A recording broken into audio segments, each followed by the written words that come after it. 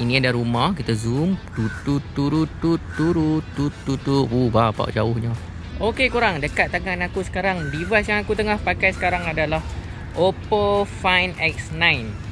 Device ni bakal launching tau hujung bulan ni. So basically aku tak sabar nak like really buat full review sebab aku baru dapat je. And ini pula beberapa keping gambar yang aku dah mula snap. Ini adalah video. Okey, kita buat zoom test tengok. Ini ada rumah, kita zoom. Bapak jauhnya. Okey. Ultra wide dia, ini aku berjalan. So korang boleh nilai sendiri dari segi dia punya dynamic range, dari segi stabilization dia. What do you think? Okey tak? Dari segi mikrofon pun okey ke tak? Aku tengah bercakap sekarang. Lepas tu, aku terasa sangat smooth. Ini mungkin akan jadi my next vlogging phone untuk aku buat vlogging. So, not bad lah. Sebab untuk Oppo Find X8 series yang previously aku pakai pun dah cukup padu video dia.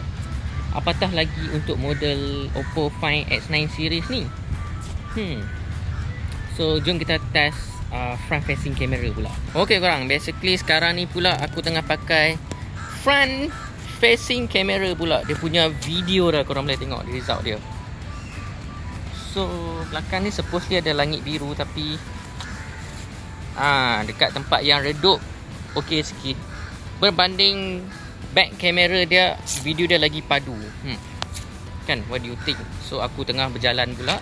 Aku handheld, aku tak akan gimbal pun. Masih agak smooth.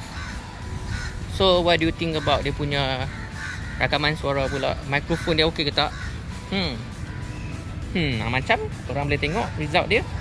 Apa yang pasti, dia punya spek dia memang banyak dah improve berbanding previous generation, iaitu Oppo Find X8 series.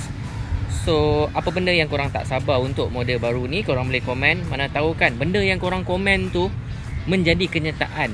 So apa-apa pun korang boleh stay tune hujung bulan ni.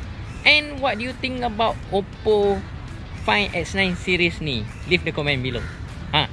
Macam